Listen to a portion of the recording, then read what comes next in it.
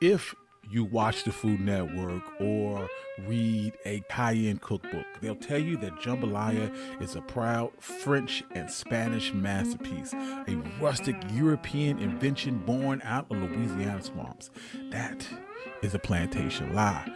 Struggling European colonizers didn't casually invent one of the most complex rice dishes while starving in mosquito-infested wetlands. Jambalaya isn't a European story. It is a West African story. Now, if you have been a fan of this channel, you know that I've done stories about jambalaya. I've done stories about rice. This is not that. This is the story of the history of one-pot cooking and how it gave birth to jambalaya and jollof. This is One Mic. If you like stories like this, you can find more stories like this at onemichistory.com. Also, join us at my Substack. But without further ado, let's get started. To understand the genius of Southern foods, you have to understand how Western African women approached cooking rice. In Europe, rice was treated like it was wheat or oats. If Europeans cooked rice, they usually boiled it to death till it became a bland, watery mush, or they sweetened it till it became pudding. They didn't understand the grain. Western African cultures, though, they treated it like it was a canvas. The culinary goal was not some sticky mush or pudding. The goal was distinct, fluffy, individual grains that were infused with flavor and fat. To achieve this, Western African women utilized specific one-pot cooking process. They didn't cook the rice in a separate pot of water and then pour the sauce in later. That was wasted calories. That nutrients was leached into the boiling water, and then you simply threw that out. Instead, they built a nutrient-dense broth first, rendered down the fat, the aromatics, the proteins into a single cast iron pot. Once that broth was boiling, they introduced the raw, dry rice directly into the liquid. They meticulously controlled the fire, forcing that raw grain to act like a sponge. As that rice cooked, it slowly absorbed the broth, seasoning those flavors, the proteins, trapping fats. When it was completely done, the one-pot cooking method created a calorie-dense meal. This food was the lifeblood of the rice coast of Western Africa. As we spoke about in earlier episodes, our ancestors didn't arrive in the Americas empty-handed.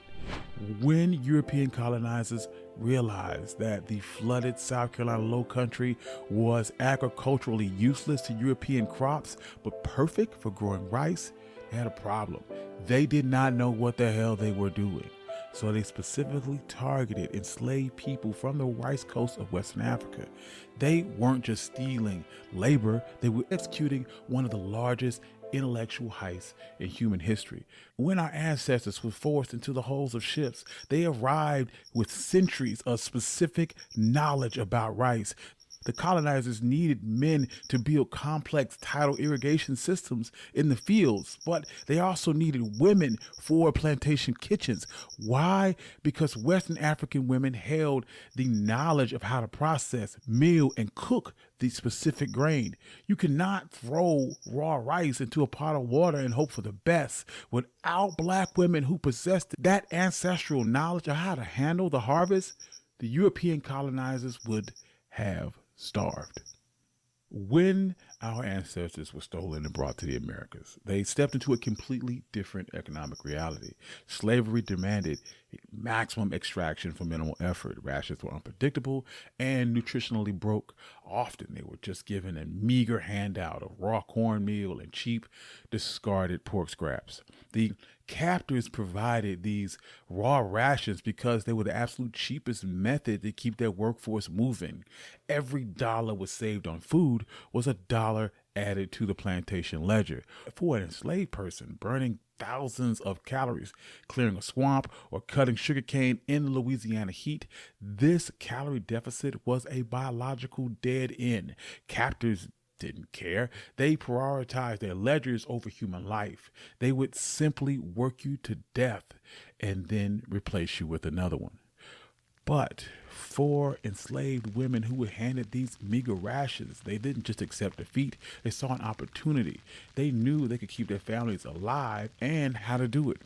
To do this, they reached into their heritage and pulled out Western African one-pot cooking. But there was a massive problem. They were in Louisiana. They didn't have their traditional African ingredients. Furthermore, they didn't have kitchens. They were usually had nothing more than a single cast iron pot suspended over an open fire outside of a slave cabin, and very little time to cook before they had to be in the fields performing backbreaking labor. But this is where enslaved women completely flipped the script. They didn't use their traditional ingredients. They adapted to what they had available. They created an entirely new flavor base using what the hostile Louisiana swamp could provide them. They combined local celery, green peppers, and onions. Today, the culinary establishment calls this the Holy Trinity and tries to credit this to a French technique, but this was an immediate forced adaptation of Western African flavor base engineered by Black women in order to survive. Once they established the Holy Trinity, they moved to the execution. They took whatever they could forage or trap in the bayous, in the local swamp, shrimp, crawfish, oysters, or cheap discarded scraps of pork, sausage that their overseers refused to eat in the main house. And they threw those discarded meats and swamp vegetables into a single cast iron pot to build a heavy, savory broth.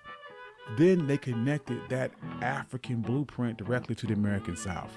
They introduced raw rice, the very same ingredient that they were cultivating, into the boiling liquid. Using the exact same techniques from Western Africa, they boiled it down, they controlled the fire so that dry grain would act as a sponge, absorbing every single calorie and every ounce of animal fat and every single bit of flavor.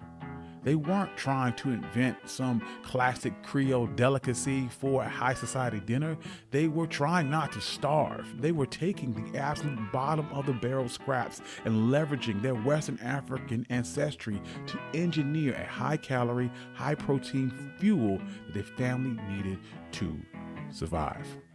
Now, if you look at jambalaya today, it seems incredibly similar to another world famous dish, jollof. Because they are so similar, the mainstream assumption is that jambalaya is a direct descendant of jollof. Jollof would be the mother, jambalaya would be the daughter. But history tells a different story. They didn't birth each other. Chronologically, that's not possible. To understand why, you have to look at the timeline. Today, Nigeria and Ghana have a famous cultural war over who makes the best jollof rice. But neither one of these countries actually invented jollof. The dish originated further west in the Senegambia region. While the Wolof people were mastering the science of cooking rice in rich broth as far back as the Jollof Empire in the 1300s, the modern version of jollof didn't yet exist. Why? Because tomatoes are native to the Americas. The modern, bright red version of jollof that we know and love today was built on tomatoes, wasn't invented until the mid-1800s, and widely credited to Senegalese women. That was after a good portion of the transatlantic slave trade had ended. And that is exactly the same time period that jambalaya would have been created in Louisiana. Jambalaya didn't have to be born from modern jollof because it evolved independently from one another on opposite sides of the ocean from one-pot cooking. They weren't mother and daughter, they were more transatlantic cousins. They grew up in entirely different neighborhoods under different economic circumstances, but they shared the exact same culinary DNA. For generations, jambalaya was strictly a survival food for the enslaved and the Black working class. But eventually, the white establishment smelled what was coming out of the pot. White colonizers in New Orleans quickly realized that complex, perfectly seasoned dishes coming out of the slave quarters were indefinitely better than the bland, uninspired European food that they were eating. Their introduction to this flavor wasn't by accident. It came directly from enslaved chefs in the big house who were brilliantly blending Western African culinary techniques with European ingredients that were demanded by their captors. Once the white establishment got a taste, they did exactly what they always do. They stole it. By the late 1800s, white authors were publishing cookbooks claiming that a dish was their own intellectual idea. They took these Western African staple and slapped on a European origin story on them to make it palatable for white society. They pointed to Spanish paella to explain the rice, and they pointed to a fish bolognese to explain the seafood. In the process, they completely wrote out the black women who engineered the dish right out of the history books. They rebranded Western African culinary genius as a Creole culinary revolution. Nostalgia is a comfortable lie. The myths actively erase black ingenuity. It is time that we stripped away the romance and reclaim the mechanics of our own survival. If you look at the landscape of so-called Southern comfort food, you're not looking at European hospitality. You're looking at the culinary genius of Western Africa. You look at the culinary genius of black people. Enslaved women didn't just cook. They found a way to smuggle in their culture, their science, the humanity right past the white overseer. When you realize that the black mother standing over a boiling cast iron pot in the sweltering Louisiana kitchen was actually executing a biological workaround using a centuries-old African blueprint, it destroys the idea of the Magnolia Plantation wedding. This is history reaching across the Atlantic. They were leveraging their West African ancestry to defeat an economic system that was literally designed to work them to death. Thank you. This is One My Black History. I'm your host, Country Boy, and this was the story of one pot cooking. I hope you enjoyed this as much as I enjoyed making it. I really enjoy these food stories. I enjoy connecting the dots for myself, but also for other people, where I can say, hey, this is an ancestor of this, and this is how we got here, and this is why this is the way it is. These always are really helpful to me, and they work in my mind. Anyway, I'd like to thank all my day ones, all my financial contributors.